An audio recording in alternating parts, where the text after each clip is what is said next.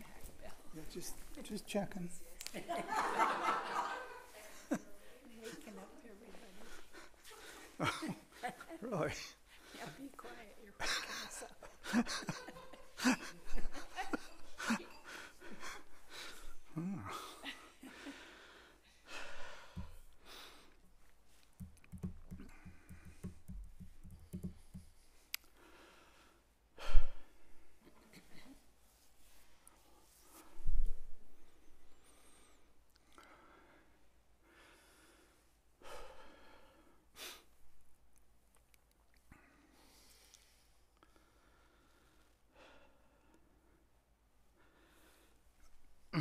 So this is our, is this on? No, What's that mean? Where's Steve? it needs to be for streaming. Streamer. Maybe it just came on. Streamer. It came on. It's on. It's on now. He woke up. He woke up. He did that. Yeah. Come on, Steve. It's all about waking up. I was going to say it's nap time, but We did that. we did that. So,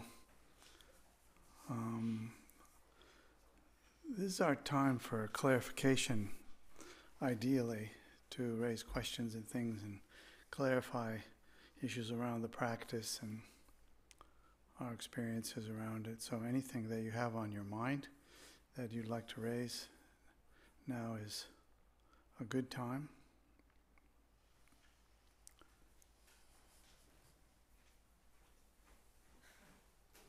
Wait.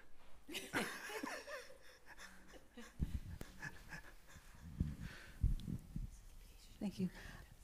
This morning's extended practice at looking at what we're experiencing at the moment was a perfect continuation of something you had said recently, that you had told me recently.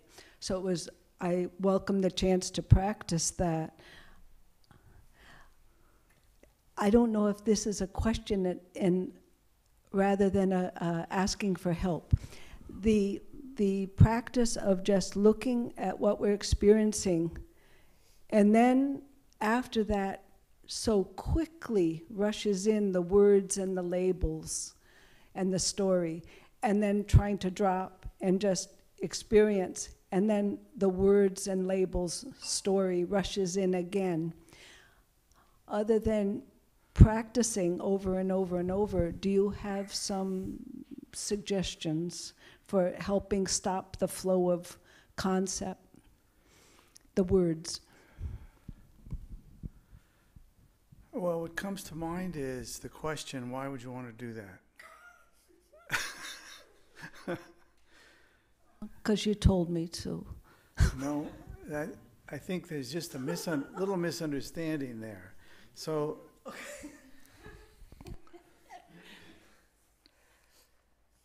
when you are applying labels and going through all of that has a significant conceptual component to it, almost surely, and that activity is an experience. So we often find it difficult to parse those two pieces apart between the experiential and the conceptual. And generally speaking, I think it might be human, but it's definitely a cultural thing for us, that we rely probably first and foremost on our conceptual understanding. In fact, I think sometimes I find it difficult to know how I'd have any understanding without a conceptual component. I don't think that that's true, but I think it just exemplifies how deep we rely upon a conceptual understanding.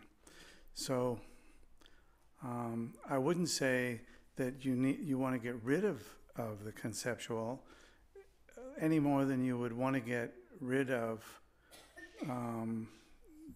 any other experience. But when you're engaging in the practice, you may find that the conceptual provides a door into the practice, but there is a non-conceptual component, the experience of it, that we sometimes don't recognize or don't notice somehow, or we think we're doing something wrong, which could be true, but then there's still a non-conceptual component that could be recognized. So it's simple in one sense. It's the implementation that's difficult, because for me the habit is so deep from so many years in school and all, where virtually no emphasis is placed on the experience. Even you read a book that's, I remember taking a literature course once. I really enjoyed the literature course, but nobody in their reports and all in the classroom, when all was said and done, I had this certain sense of we didn't do something here. And it took probably 10 years before I had the sense of what it was, that you'd read a beautiful passage and have an experience, but it isn't what you would talk about when the teacher called on you. You'd talk about something, this person seemed to have this relationship with that person and all, and that was okay. I think that's what the teacher wanted, but people just didn't talk about the experience of it. Oh, I liked that passage. We're not, it's just, I think there's something there without going into it anymore. Lama Michael, you used the expression, it can be, the concepts can be opening the door. Sure. In a different, in a similar way, when I'm present in the moment, Yeah. brief moment, Yeah. when the concepts come in, it feels like it closed down the experience. It closed a door. Sure. Yeah, but so. Yeah. I mean, what we were trying to get at this morning was, can you place your awareness on the experience? And I think that I mentioned maybe in the second session about Kala Rinpoche saying that the really difficult experiences were the most precious. And my own sense of that is that really difficult experiences have a lot of power.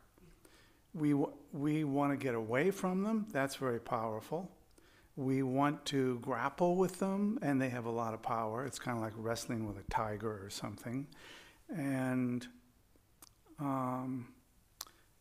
we're not particularly trained in paying attention to the experience, unless we're also codifying the experience in the context of something conceptual again. Like you're in the doctor's office and the doctor says, where does it hurt? So there was a point at which I realized it hurts, but actually there wasn't much talk about how it hurt or what that experience was. Here I think what we would benefit greatly from is the ability to step both into the conceptual and the experiential. If not simultaneously, then back and forth a little bit, so that we actually could see the difference. And then, because it's Shine, and in Shine, our principal technique is to practice resting our awareness on an object, and the object in this case is that experience. So normally we start out by putting a little statue of the Buddha or something in front of us and resting our awareness on it. And I can say in my own experience that when I left the Buddha or the penny or whatever else was there and actually put my awareness on the experience, that was like, that meant something. And otherwise it always seemed to me a little bit on the dry side, like I'm just resting my awareness on the wind blowing by, which is not that much. But if the wind was hot, I was sweaty, and I put my awareness not on the wind, but on the hot and sweaty, I'd have a totally different experience. Or if I have an aversion to the hot and sweaty, and I put my awareness on the hot and sweaty, it has some power because maybe I don't want to put my awareness there. And so I have the experience of hot and sweaty and not wanting it also. I think it's an elaboration on the simple put your awareness on an object. It's an elaboration on that which is useful in a lot of other practices. That's my sense. Thank you.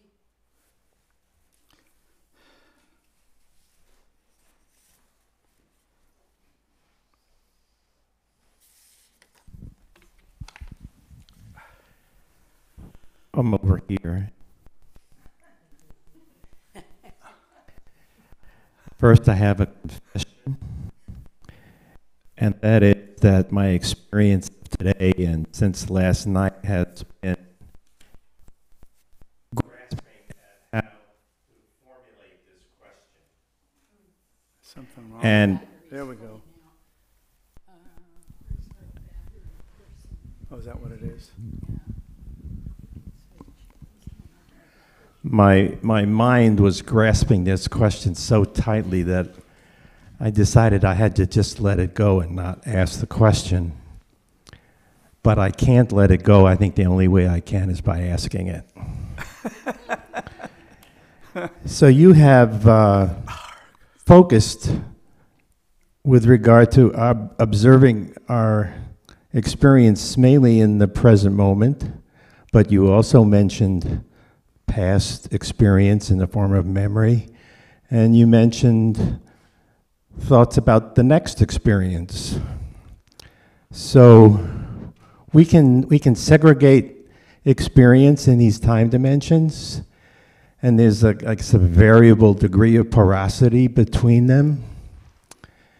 And this question arises because last night I watched a movie that completely disturbed what had been an experience all day of equanimity and feeling content. And the movie reminded me of my past, which in a conventional sense was unsuccessful. And I realized that that was all like a dream, that past life, that past experience, and that it didn't have to affect my present experience. So I just wonder, how do we organize our attention among these different time dimensions of experience?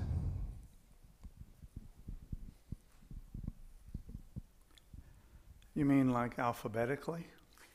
Or what? Organize them how?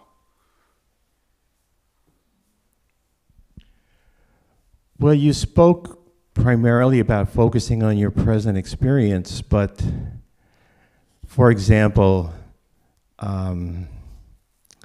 while last night I acknowledged this kind of dreamlike realization of my past, I had very active, disturbing dreams all night that brought the past into the present.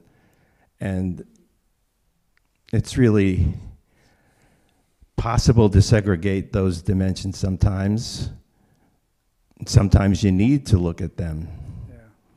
So I'm just wondering how to go about paying attention when there's these different parts of ourselves that provide experience in different time dimensions.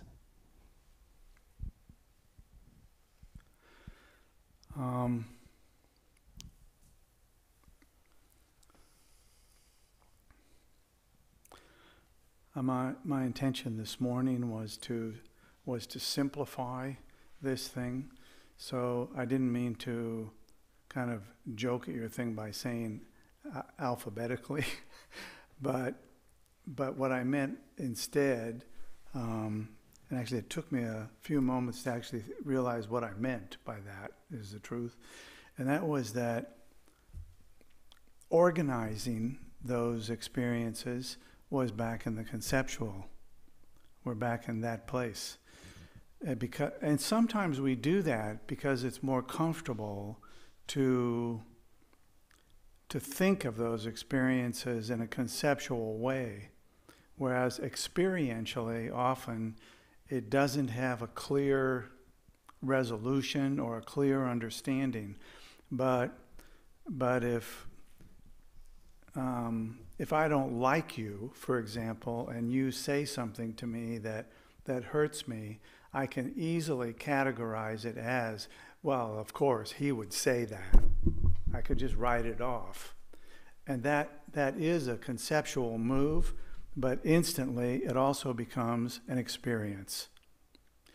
And the idea here is not to organize. So I'm not saying that organizing it wouldn't be a good idea in another context, but here in the context of our meditation, the idea is to be present with the experience, because in just pure presence with the experience, we discover something about the mind.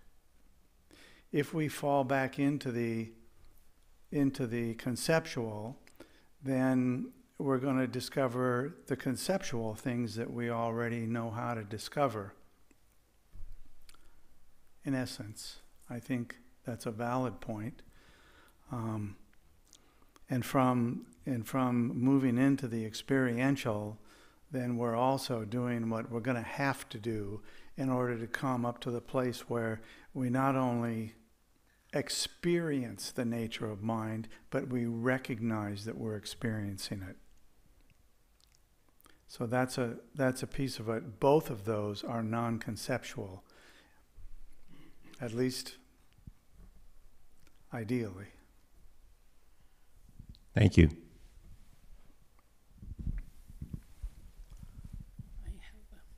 I have a thought about it. So here's what happens for me about that organizing what I'm going to think about. It doesn't work. It doesn't work all day, you know? So I'm on my cushion. You get it, right? I say, I'm going to think about that movie last night. Okay, I'm on the movie for 2 seconds.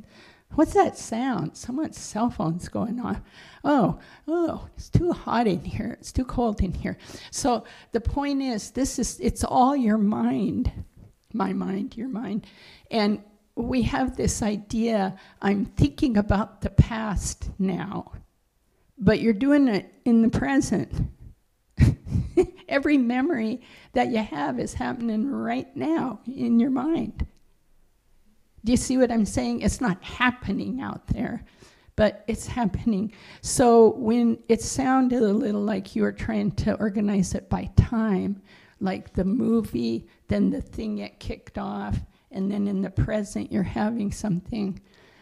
But it's all happening as a present moment experience that can be worked with right now, whether it's the movie, the thing that re-stimulated, or right now. Does that make sense? And each of them, it's the same task. Be with it and let it just go by. This is the contradiction for me. When we're with it without clinging, then it goes by itself. You can't, Lama Michael has said this, it was really helpful to me. Try to think about only one thing. Just stay there, cling to it, cling. You just can't. Because the second moment of clinging is not the same as the first, not the same. It's just Does that help? Yes. Okay. Yeah. I really liked your question. It got me thinking about that.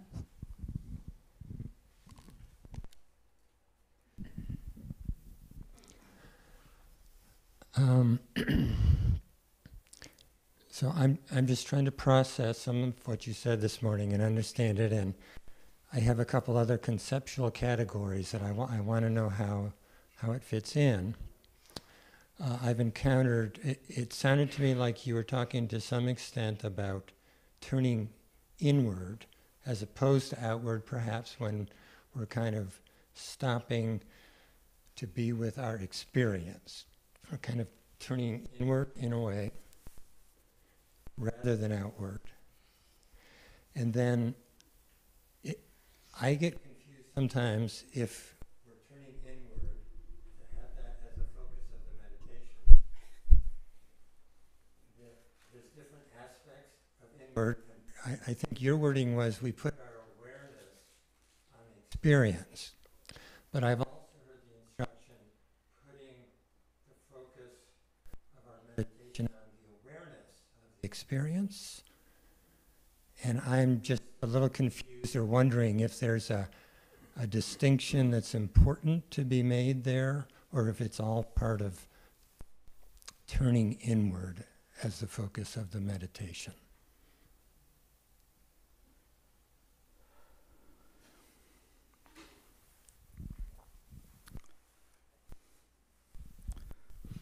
There is a, is this working? Works? There is a stage of practice where one is encouraged to actually put their awareness on the awareness. But that was not the intention this morning, partly because that's a very kind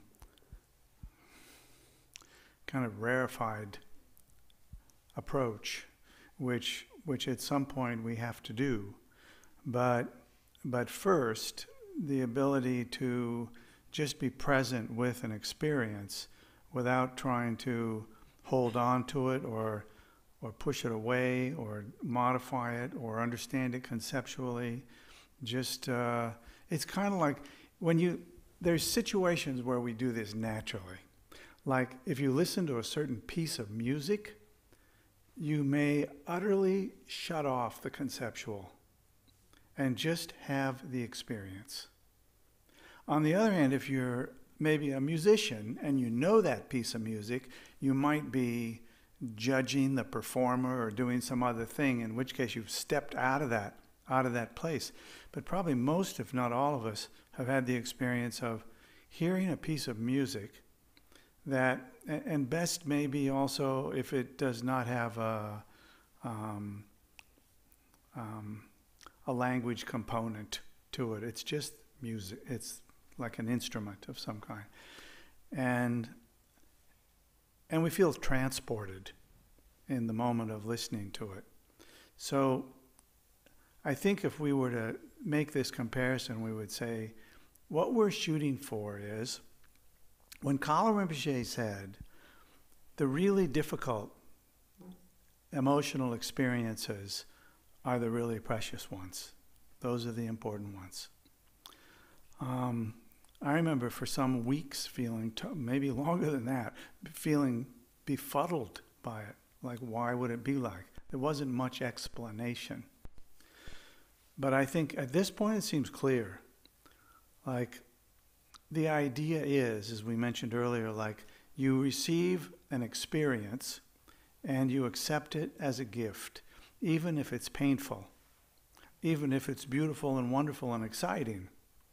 It's accepted as a gift. The idea is that you have a certain equanimity by virtue of that view that you hold of it, that it's a gift. You have a certain kind of almost automatic equanimity about your own inner experience, which is also helpful in many situations.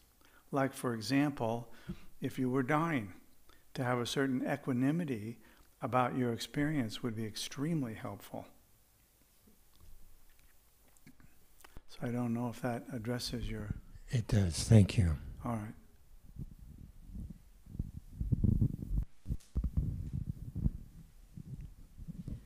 I don't know if I'll be able to Hi, Linda. be articulate about Haven't this seen at you in all, so but long. I was thinking since several weeks ago when you started to introduce this idea of just resting with your experience Yeah. about working for the ballet company. And when you just said this about music, it completely connected there, because You know, you can go and see a ballet performance that tells a story like Swan Lake or Sleeping Beauty, Yeah. but far more often now, you are likely to encounter contemporary dance, and many people are completely befuddled by this because they're always wanting to know, what does it mean? What does it mean? And for a choreographer, this is a very challenging question because they don't think in thoughts. Yeah. You know, they don't. They think in patterns and movement. And I heard a choreographer named Lar Lubavitch once say, it doesn't mean anything. Don't, you know, release yourself from the pressure to have it mean something and just experience it. Yeah. And, you know, I have felt ever since you started talking about this practice way more comfortable than following my breath or trying to, you know, see an image or something like that. And this, I'm beginning now to get, I'm used to having to experience art, a performance art without concept. I have some muscle from that already that is proving very useful with this way of practicing. And then I was thinking about Jeff's paintings. Like, I've seen Jeff do plein air paintings that you can look at it and you can see that's a landscape. But more often now, he seems to be making paintings that are very contemporary and may not have, you know, he might have to say the same thing. Don't look for a meaning in this painting, just experience it. And I often question whether being so involved in one of the arts has any use in a Buddhist perspective. So I'm feeling very happy that, you know, this muscle can come, this useful muscle is coming from those experiences. That was more a comment than a question. I think that the analogy of a muscle is apropos. I mean, it's not really a muscle per se, but it's an ability that we ordinarily don't pay much attention to. And I do think, from my own experience, and of course I think everybody's exactly like me, I'm certain of it, that actually I can see in myself that the conceptual training rises up without being asked. And it's sometimes difficult to get it to shut up. You know? And yet, the difficulty and the frustration is a precious experience. So if we're not really working on it, we can miss that.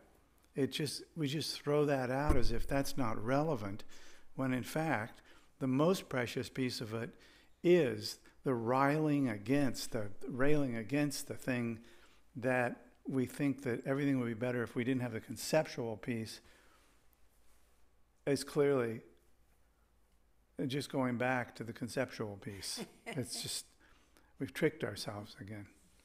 But I think not so difficult to see that. Not so difficult to see it. Anyway, it's a worthy discussion to have and a worthy experiment to have in our meditation practice.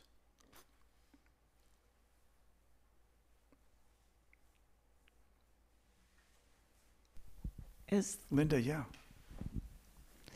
I'm wondering if there's a good definition for what experience is. How do you experience experience? Now, wait a minute. She's back in the 60s, the tours of experience. Take the drug. Yeah. Sorry.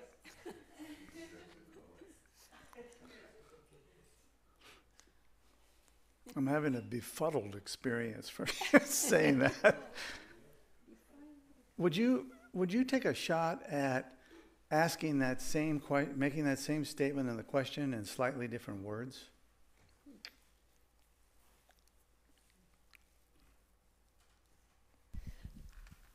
Like, there's a transition from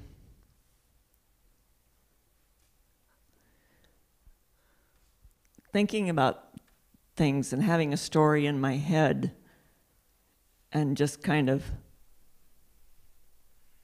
stopping and saying, what is experiencing that story, and is that the experience I'm looking for, or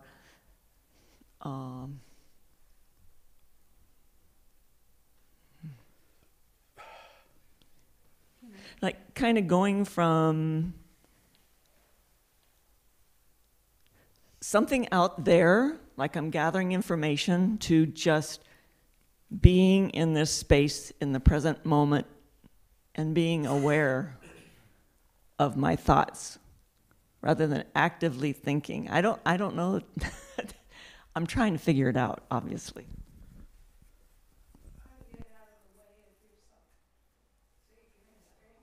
To get out of the way of myself. That's what Getting out Pat of the said. way of yourself, yeah. Well, that's easier to say than the other thing. So, right, I mean, we have our habitual ways of approaching these things. But there's no, I don't feel like there's any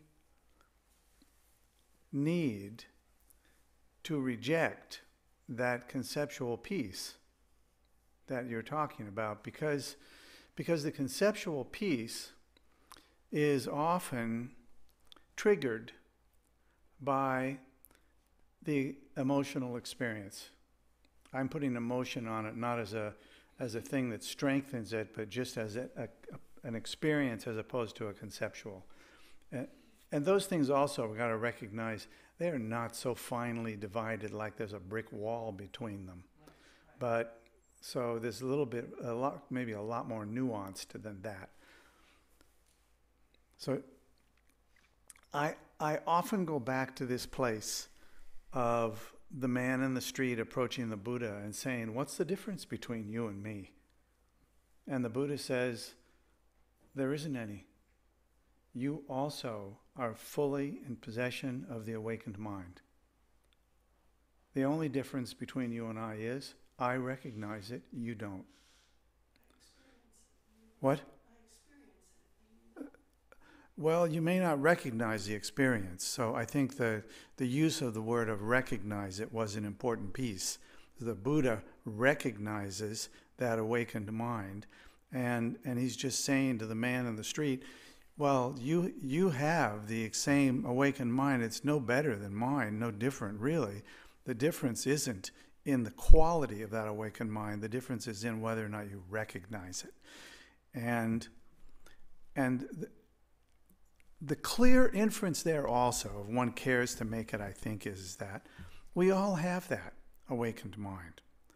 And that befuddles us to some degree, because when we sit down to meditate, or if we go into a long retreat, we can go in with this sense of the point is to recognize the nature of mind. But that, it may not be that clear. And whether or not the retreat is successful also, I don't think, can be measured by whether or not you did recognize it. Or if you did recognize it, that just means you recognized it, but that's kind of like saying, hey, there's a cloud. It's kind of, so what? The recognition has to happen where there's a sense of confidence that the recognition occurred, but also the stability of that recognition is key. And not just the fake stability, like I can put a name on it, oh, that's the awakened mind, and keep reminding myself of the name. I'm not sure you get much for that. Though in the world of concepts, you might get a lot. So my sense is that when we talked about this morning, what we're really trying to do is slightly artificial, but we often do things that are slightly artificial in order to discover something that we otherwise wouldn't discover, or that we would make a point to ourselves that we otherwise wouldn't quite make. And so I think the issue here is, can we develop the skill of just resting our awareness on an experience? And all of the kind of grand things that we can imagine, or the splitting of hairs about the meaning and something else, what happens when your awareness just settles onto an experience? And I have to go back again. to Kala Rinpoche's thing, which I don't know how many have heard it, but I've heard it many times from very qualified teachers. So it's not just coming out of my own brain, but that the most challenging experiences are the most precious to just rest your awareness on. Like you find yourself in a hot rage, for example. Most of us would say, I can put my awareness on a lot of things. That one kind of doesn't quite make it for me. But it's not because it wouldn't work. It's because the analogy that I like to use is you're trying to balance a marble on top of another marble. It works for a split second at best. And we need to be able to put our awareness on the experience for more than a split second. We need to be able to do it for some time. Like we do with our regular meditation. You put your awareness on your breath, and we say, if you could bring in a breath and exhale a breath without losing your awareness on the breath, that's good. Because as soon as you finish, you can do it again and again and again. And we need to do that kind of practice with this so that we're clear that we're not just saying, I put my awareness on the breath and I say it's slow, completely conceptual, so that it all happens in the length of a breath. In other words, I tricked myself. I didn't really put my awareness on the breath. So it's not easy, but it's easy to understand, I think. You know what your experience is. You can feel it in your body. It doesn't have to be a mental experience, because when you feel something in your body, that is a mental experience. It's also a physical experience, but it feels good, it doesn't feel good, it feels dangerous. All those feelings are not conceptual. So getting to the place where we can just put our awareness there is a step towards recognizing the experience as an experience, which is a step closer to recognizing the mind from which the experience arises, which is getting closer to recognizing the nature of mind itself. So that's kind of a conceptual step by step, but we can start at just the place of feeling, physical or mental. We've been doing physical for a long time. How often do you sit down and you sit too long and your legs hurt and you put your awareness on the cramp in your leg or something? That's it. That's an experience. Now, if you sit there and say, oh, I wish I didn't have this pain and this and that, so now you're not doing it. But if you just sit with it and let it be and don't talk to yourself about it, then a cramp in your leg is as good as anything else. To just have the experience of resting your awareness on an experience. So somebody, as it was a Lama a long time ago, who mentioned something to me. I had said something that seemed to imply that experiences come and go, and that sometimes there's no experience there. And I remember him laughing and saying, "Really? Did you recognize a time when there was no experience?" And I realized, no, I couldn't speak. It's like this. What can I say to that? No, I don't think so. But how would I know that? So it kind of went down that road. So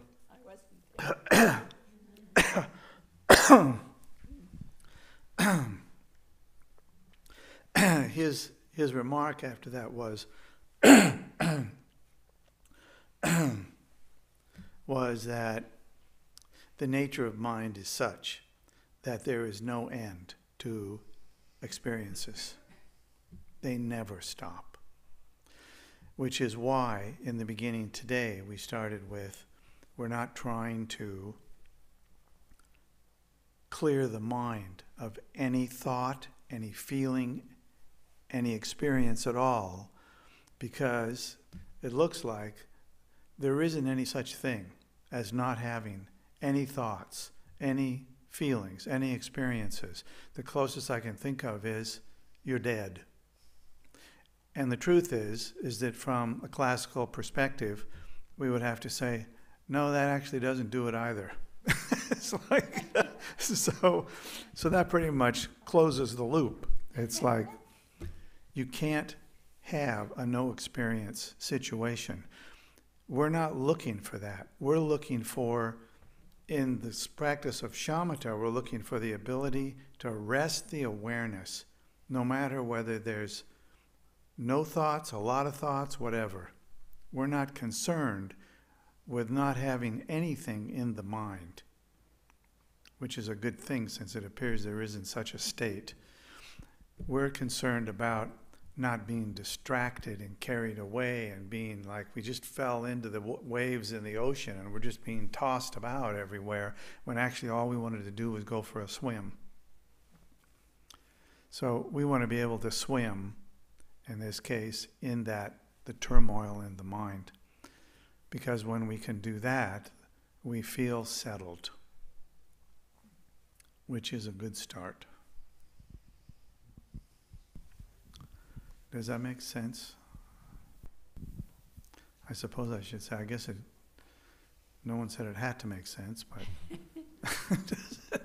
I have one thing to add. Yeah, Bill.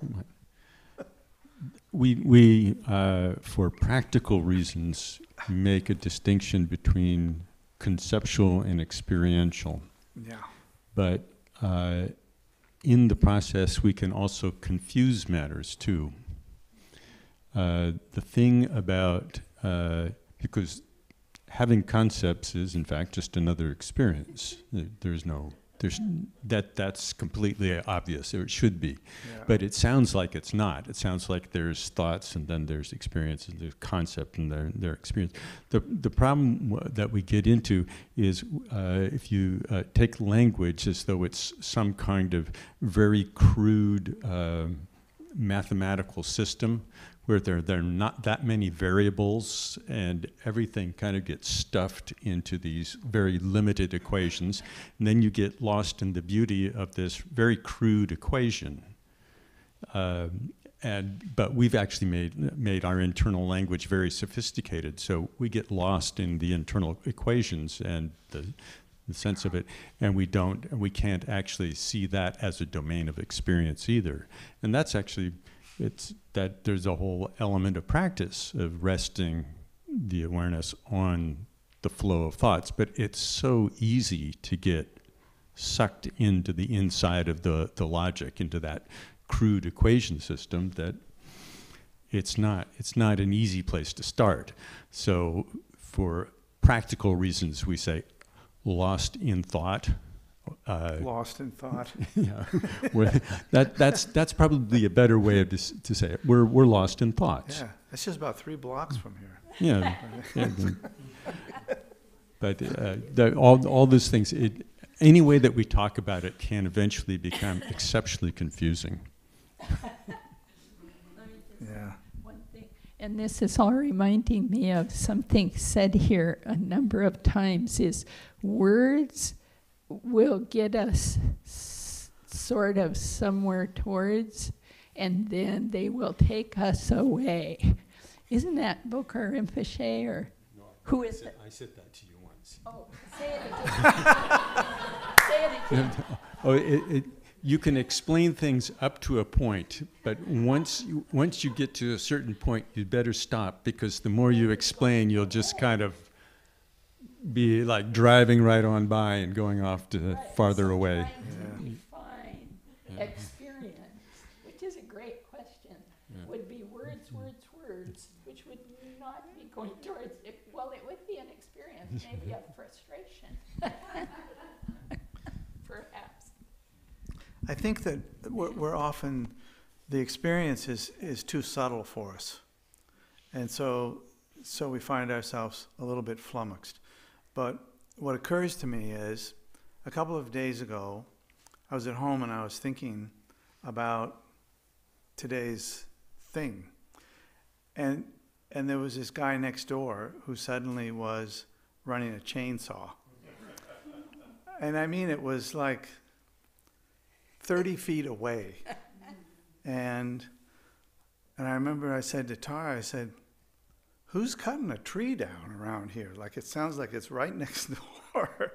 Well, he was cutting something else, but it doesn't matter. The point was is that the sound was so close that afterwards I thought that that would have made, it was too late then, but it would have made a good example of an experience where it would be, it's not subtle, so there's nothing to parse, and there's a clear experience, irritation, pain in the ear, there's these things that are clear experiences, and there's really nothing to have to figure out. It's like, there it is.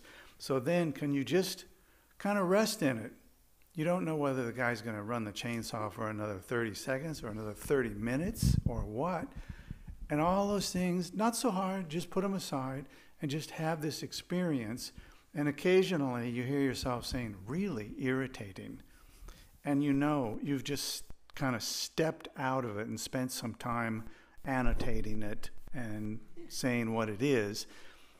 But I think that's the level that we need. And maybe why Kala Rinpoche made the point, and he was not the last one to say it, that the most difficult experiences, the ones that you never wanted, are actually the really good ones. Because they're so easy to recognize. Like, that's a clear experience. And yes, it's irritating and all of that, but I can parse that out from the experience without the label of aggravating or whatever. I can just be present with the experience. Whereas when I just kind of move this over here and I keep moving it, it's like too subtle. So then we get into all sorts of other stuff.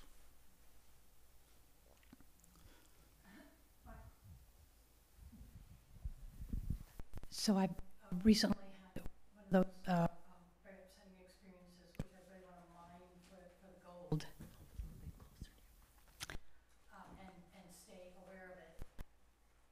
But I find that if I don't bring up thoughts about it and just stay with the experience, which my understanding is experiential is just the bodily sensations, it slips away. Oh, an echo. Yeah. Can you say the So last 10 words?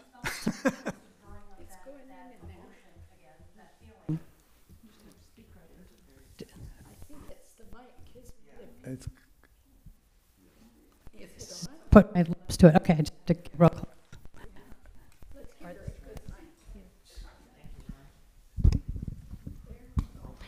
So if I bring up thoughts, Yeah. then I bring back the feeling because I want to mine it. But if I just stay with the bodily felt sensation, it just fritters away.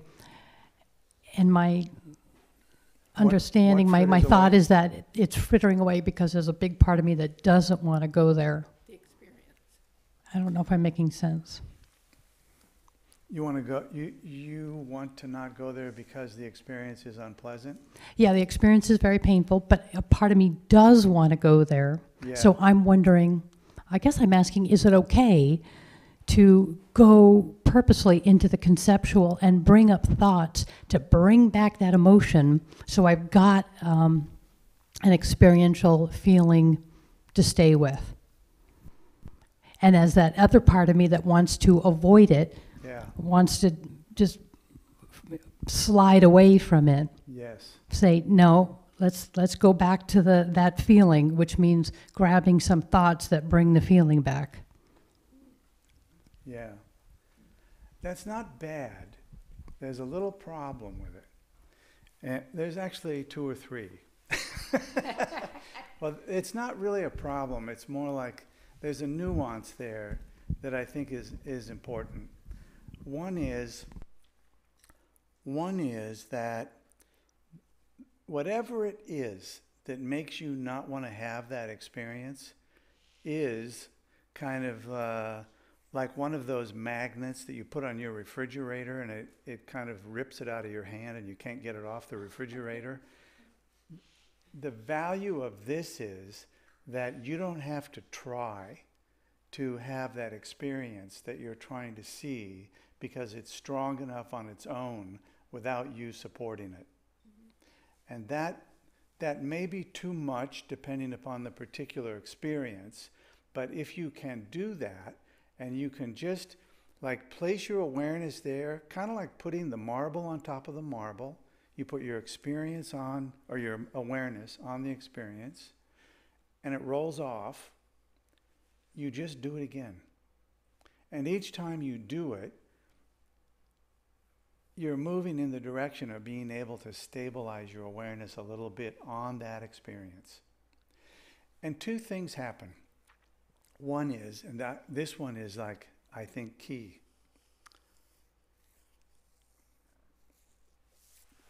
And I'll say it kind of jokingly, but it actually, I think, is an important point. Practicing the Dharma is not safe. It's not like something's going to run out and get you, but the things that we don't see often are the very things that we need to see. And so our practice is meant to uncover those things where the environment is kind of safe, but uncovering them often feels not safe. Like, I don't want to look at this. So we have to take those things kind of slow, gradually, and work on them, because when we move past the unsafe place into the safe place, we make big discoveries that are really important. And it's safe in the sense that it's just me working on it. It's not like anybody else even needs to know, or in many cases ever should know, what it is that my experience is, because there's a certain kind of safety in knowing that I'm the only one who has this piece. Nobody else has it. So as far as anybody else knows, there's really nothing here to work on. That can feel safe. But when we go to look at it, really, it does not often feel so good. So I think it's important to acknowledge that we're like stepping into something where it's not like some tiger is going to jump out and get me, but in another way, that's exactly what I'm looking for. I'll still be alive in the morning, but I might actually find myself shaking. And I'm saying it right this moment from a personal experience of working with a friend who lost her daughter to a suicide, and that I was not in the room at the time, but very close, and the result was almost a day and a half of tears, and nobody wanted to go there, including I did not want to go there, but it was one of those things where you take the call, you do the work, because there isn't any choice, really. And you have to in order to come out the other side. So that's a kind of extreme example, but we all have those things. So they don't always occur kind of suddenly and shockingly.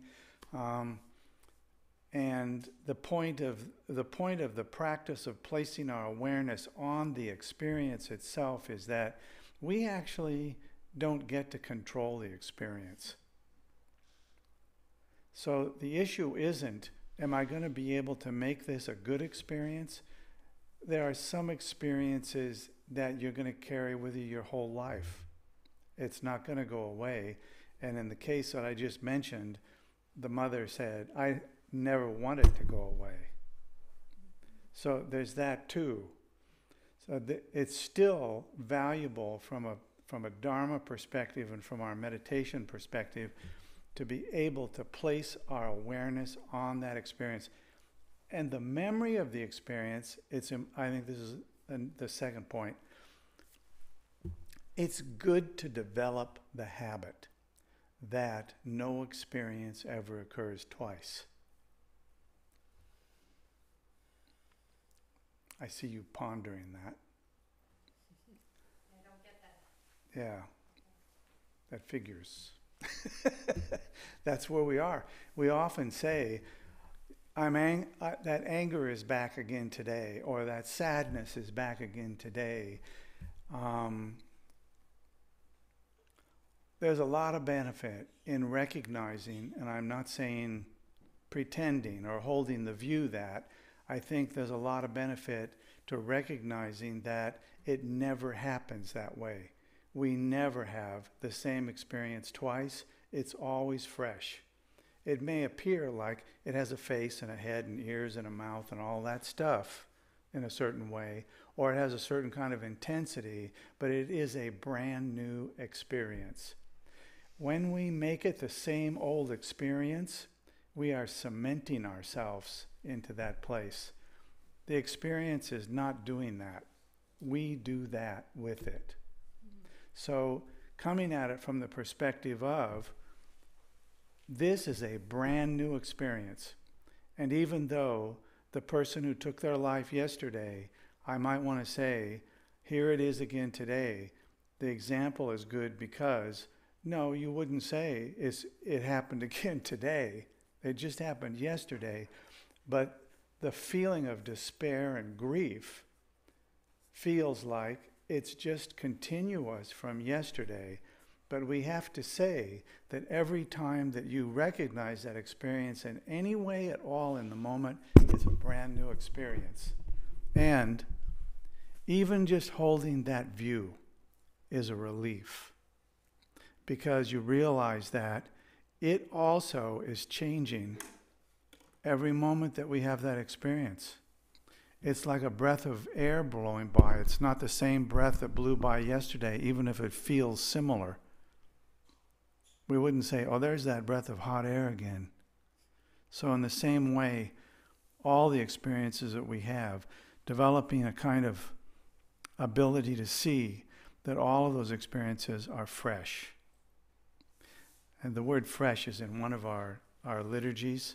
It's better than to say that it's brand new, because that makes it is brand new, like it is something that is brand new. It's just another experience blowing by. And because of the intensity that we experienced yesterday or last year, something like it arises again. We bring it up again and again, but the it is not the same. The good thing is, as time goes on, we share Kala Rinpoche's expression that the most difficult, most unwanted experiences are the most precious, because when we find the gold in those places, we feel liberated.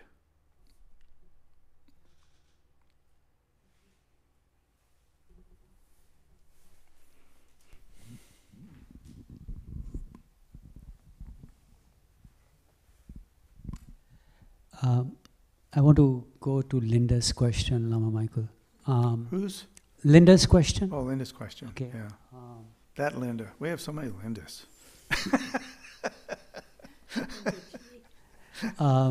So Linda said, she was talking about her experience, and she was saying, well, I want to understand, the experience, right? What does experience mean?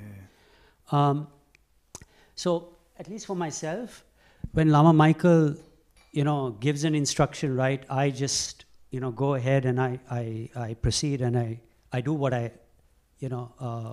what my best understanding is. However, when you want to break up, when you want to do the analysis of the experience, then you have to get a little bit more subtle. There are 3 components, okay, which are taught to, in the Tibetan system. Buddhist ontology, the epistemology, and the psychology, right? These are 3 components that they teach you, which characterize experience, okay? And So the ontology is what's out there, and all of the phenomena and the various, the categories of phenomena, right? Sound, taste, sight, etc. And then you come to epistemology, which is actually the experience of things. And there is a model. I mean, they are not words. They're very specific terms which characterize, what direct perception is, what valid cognition is, what is thought. And in your case, when you asked the question, you were thinking of something. At least in what I'm studying, it's called generally characterized phenomena, or GCPs. And it's your self-awareness. There's a component of the mind called self-awareness, which allows you to see the GCP. The GCP is the thought that is going on. You're thinking of something, right? But that's not the awareness of the thought. And then there's Buddhist psychology, which is, your experience of it in the sense that, you get angry or you're upset. And then you move into the realm of the Buddhist psychology, which happen to be 51 mental factors. So they're this is all comes under pramana. It's called Lorik and Dura. Lorik in particular is what I'm talking about here. And they are fundamental courses that are taught in the Tibetan Shedra system. It's just that I'm going through the same program with Nitartha up in Seattle, and I'm learning about these things. So experience and the components of experience are very clearly demarcated, and they come out of the Nalanda system. Vasubandhu and Asanga have written major treatises on this. I can't go through it, as you can well imagine, right? But they are not big terms. I mean, there are lots of people in the courses. They go through the programs, and they teach you, here's the breakup of your experience. What is it that you're experiencing? How you're experiencing? And it's not that complex. Okay.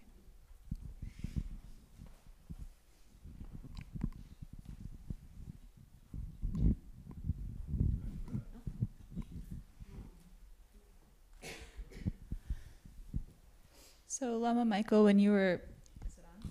Yeah. Cool. When you were talking earlier, I forget your name, about her question, it made me think of, so when people stay away from experiences, I do a lot of work in my practice with people who have trauma, and it can be very difficult for those people, myself included, to go to those experiences, and sometimes it's not safe to go to those experiences because they feel so real, and the body acts as if it's happening all over again, that that people can get re-traumatized because the experience is so stuck. So I guess I'm curious, I think you were kind of getting at that a little bit in your answer. Do you have any suggestions for, I guess, to kind of start touching those experiences without fully going there before it's safe to, in terms of practicing with those kinds of difficult experiences? Because I really feel like they are a gold mine in terms of practice, but it has to be done very carefully.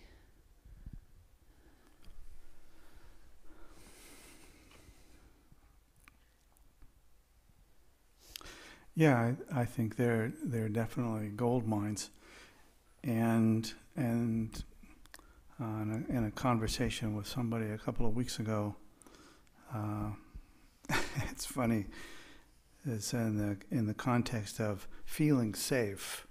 We both came to the conclusion that actually about the most unsafe place there is practicing the Dharma.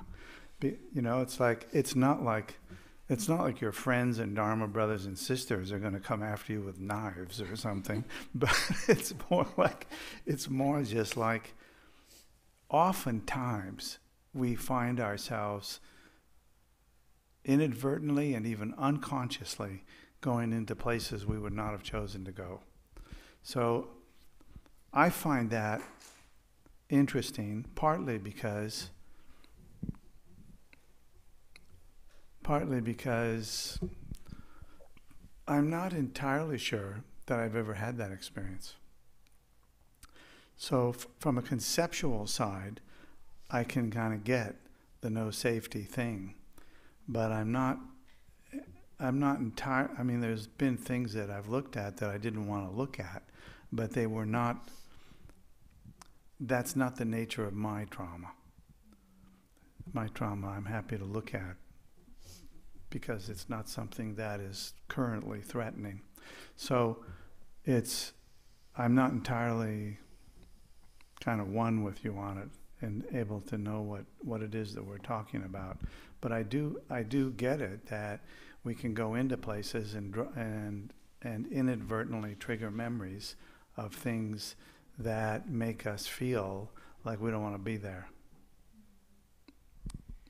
I think the distinction I'm getting at, is that rather than being just another unpleasant memory and not wanting to be there, it literally feels like the bad thing is happening all over again. Yeah. Like it's right there. Mm-hmm. And when that happens, there's no space between that person's there's no space to be able to recognize that it's just an experience and the bad thing isn't happening. Yeah. The body goes into full fight or flight or freeze. Freeze being dissociation, and flashbacks. Like it's not a place that it's not a helpful place to go in terms of practice. It's not what? It's not a helpful place to be there. It's not a helpful place to go without having some skills. Yes. So what would that look like? I mean, I know what I do when I'm working with people in therapy around that. Mm-hmm. And one is I work with the folks using just very basic mindfulness skills to be able to know, to be able to identify some of the signs they're starting to get there. Yeah. To be able to put their experience like on a 1 to 10 scale where 1 is dissociated and disconnected, 10 is panic, fight or flight, and find the area there where they're the most comfortable, where they can be present with their experience and then start to have them name signs that, okay, my heart's starting to beat fast and I feel like I need to run away. That means that I'm getting closer to the 10 and I need to start grounding and like naming colors in the room, having some sensory experiences. That's how I work with people around that kind of stuff. But yeah. Well, and I think we have to be honest with this also, that the meditation on experience for maybe a lot of people carries them to a place where they're not able to work on it through their meditation. And it may be that an alternative approach of some kind would either be better or would be a preliminary to the actual meditation, or some combination of those two. So I think that's always been there, that I've known people from the beginning of starting to practice, that some people would come into the center that I was at, and I would see them as relatively whole, let's say, and in a relatively short time with certain meditation practices, they seem completely deranged.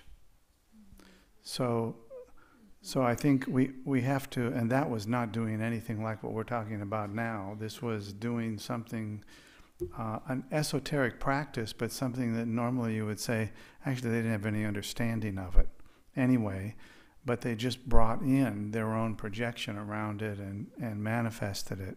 So those things I think happen. I would not say that putting your awareness on an experience is a cure-all for anything. It might, in fact, be extremely helpful, but that's why I said I think sometimes the Dharma is not safe. Not safe in terms of the experience that the practitioner feels, like what you're mentioning, for example, could feel unsafe and not safe because someone who is mentally ill at a certain point might very well just get worse by trying to do certain things. So I think we all have a responsibility to kind of watch that and look for those things. And I'm not sure what else to say about that at this point. Do you? I don't think, no. Thank you, it was helpful. Yeah. The principle of gradualness, I think, is key. We can talk about things as sort of from an idealized perspective, and what you're describing in terms of the methods that you use recognizes that you have to go slowly into things. You can't actually do something unless you have the capacity to do it. And so I think that's a piece of it, and just recognizing that we need to do what we can and don't try to do what we can't. And in this terms, what we can't, don't do things that cause further harm. Yeah. Things that cause us to become more dysfunctional. We should try to avoid those. And if we're just spend our time re-traumatizing ourselves because we think we should be able to do it, we're probably just going to be much less functional, and we'll probably have much worse relationships and impacts on others too. So there, a lot of it there is kind of a gentleness and finding just where we are and working.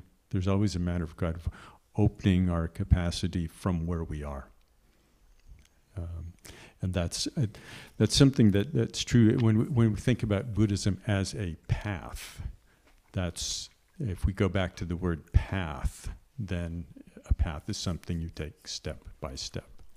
And that shifts it out of, well, there's the right way or the best way. It's what we can do.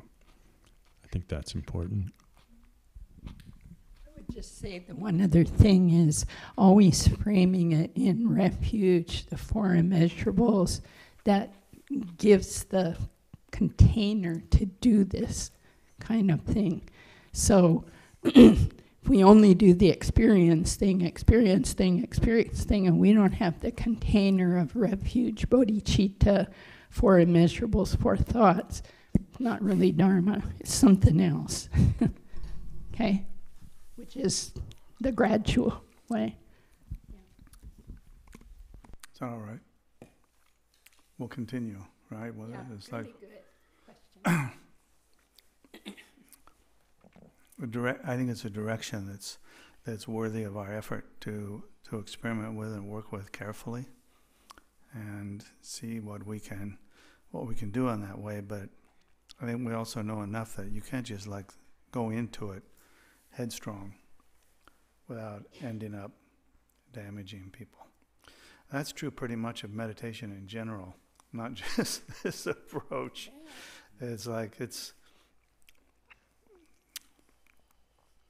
you can get into subtle things, and then people get into certain belief systems also, and they mix those with other belief systems, and pretty soon they're devising their own practices and things, and from that they can kind of like through the back door they can end up hurting themselves without anyone even knowing that it's happened until it's happened.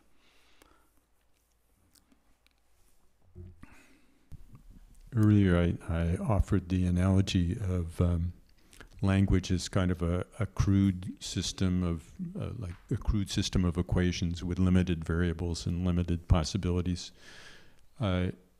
One of the things that we have to recognize is that we all will live in a certain kind of comfort zone with that, with what we're able to process. And so sometimes if we think, oh, well, we have this much more exotic and sophisticated way of processing things and all these other things to do, and we offer that to somebody for whom just a very, well, it sounds judgmental, but a limited system of processing is all that that's what they can work with, we can end up taking away from them that which is workable to the point that it is. And so it's careful. We need to be careful about talking about things as though they're universally applicable, and really be careful about where we are and where other people are.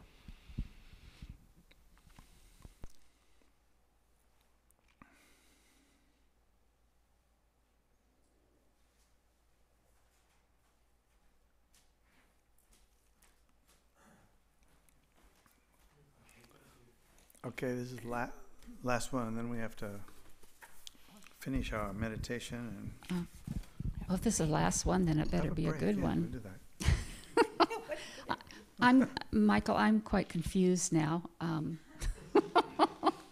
Not that that doesn't happen often. The question this woman over here had, I probably misunderstood, but conjuring up a memory that brings up the anger is not a good thing to do. I mean, I was sitting there with, wanting a really juicy experience so that I could really focus on it and work with it. And a memory came up of something that was made me very angry. Yeah. And so I'm confused about, I don't know what I'm confused about. What was the last thing you said? I don't know what I'm confused about. Oh, you don't know what you're confused about. That's confusing. So, I guess how you sit with an experience if you're not angry in the moment that you sit down and meditate. how do you sit with it if you're not angry? Well, okay, I'm going to sit down and meditate. Yeah. And I want, and I'm observing whatever's going on, but none of it is the juicy stuff. But then I could think of something that would really bring up that strong emotion. But my understanding of how you answered her question was that was not the idea or something. Let's answer your question separately. Okay. So that we don't get more confused. Well, I guess my question is, if I sit to meditate and I'm focusing on aware of what's going on and nothing super duper is going on, is that all I observe then? Yeah. Well, that's boring.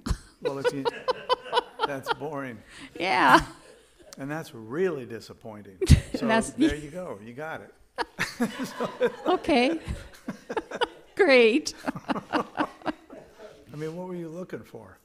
I want that juicy stuff that really will help me get along on the path. The gifts, the big gifts that really are going to push me along.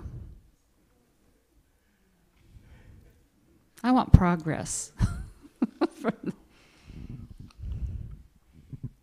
Well, you want progress. That could end up being your juicy thing. Oh. It's like, I think I've never had trouble finding that juicy stuff. It's always, I always slip on it and fall down. So I'm not sure that we need to look up things, but if you have a memory that's strong, that usually means that you've been re-empowering it on a regular basis. Otherwise, it loses all its power, right? Mm-hmm. And so if you've been re-empowering something and feeding it more, then you don't need to, recalling it will at least bring some representation back if you want to work on it that way. So I have to say that I never heard that. I never heard that from, what I heard from Kala Rinpoche never included you should regurgitate this stuff and really try and get it wound up. I think his assumption may have been, like, why would you do that? You're not wound up, so why are you winding yourself up?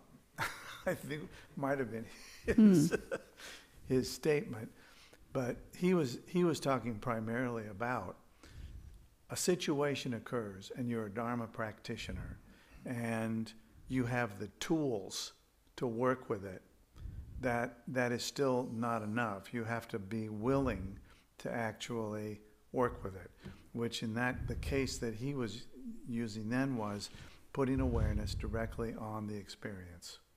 So if you're really angry, instead of getting into all of the judgments and the things that often go with big conflicts, that you would just put your awareness on the experience that's occurring. And the experience was utterly non-conceptual. So he was talking about just the feelings, primarily the kleshas at the time, and you just put your awareness there. I mean, sort of like you would do with shamatha, except it's red hot. I mean, have you done that? Or are you just thinking Yes. about it? No, I put my awareness and experienced intense things. And you want to say any more? Well, on one retreat, I felt tremendous shame. This was on a retreat, so my mind was pretty settled. Yeah. And I sat with that for 45 minutes and felt all the waves going through my body, the experience. And then at the end, it was like I didn't feel ashamed anymore. It was kind of gone.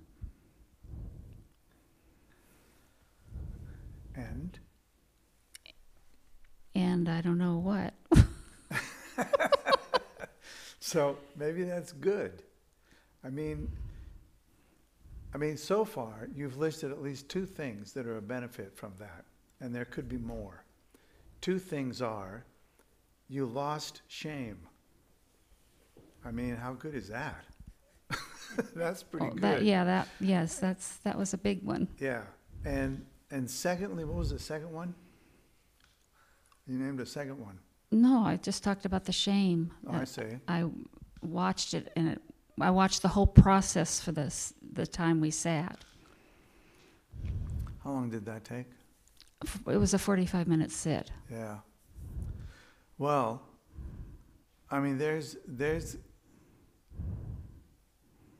it's a good example of the value of being able to rest your awareness on an experience which is a troubling experience.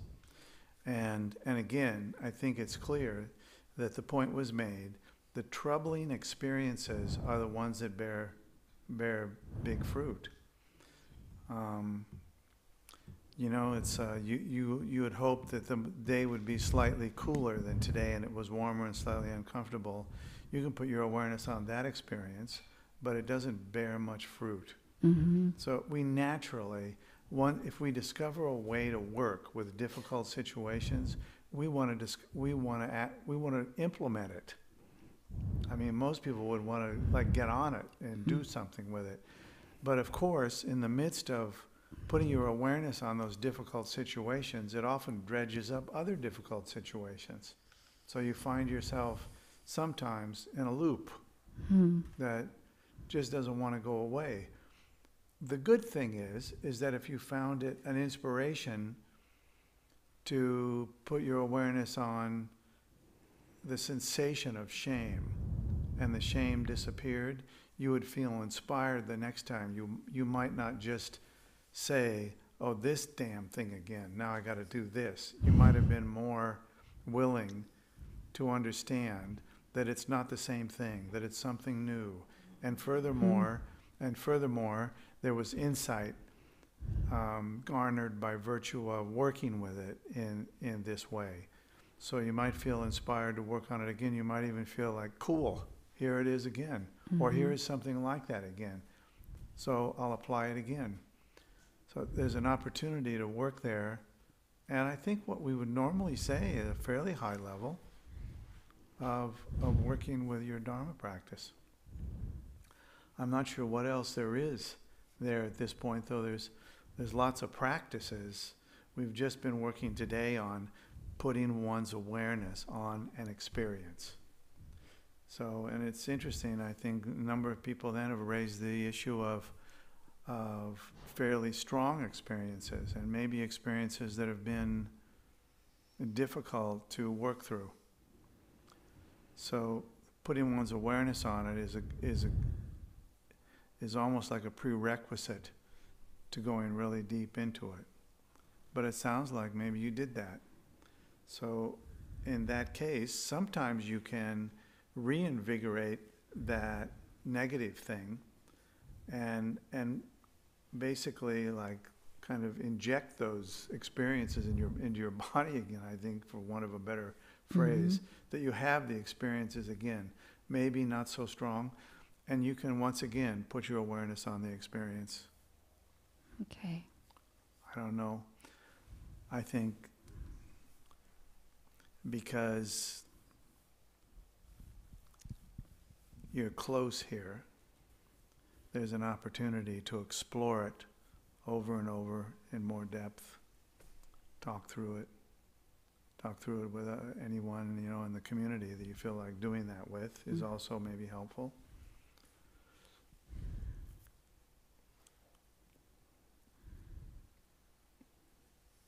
Thank you.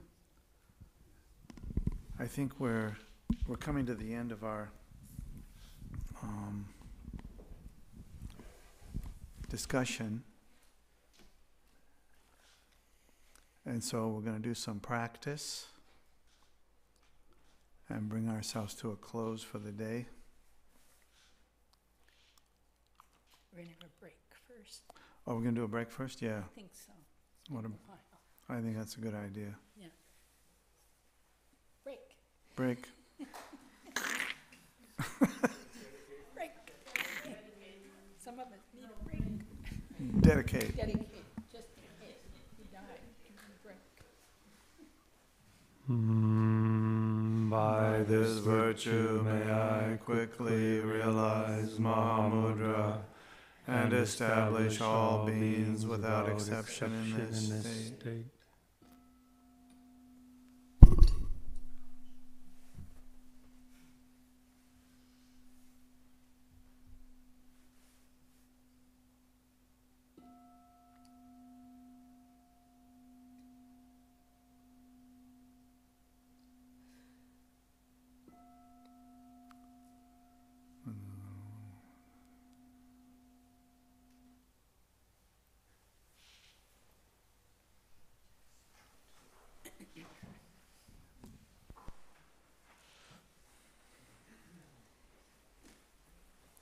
So we'll take 10 or 15 minutes maximum.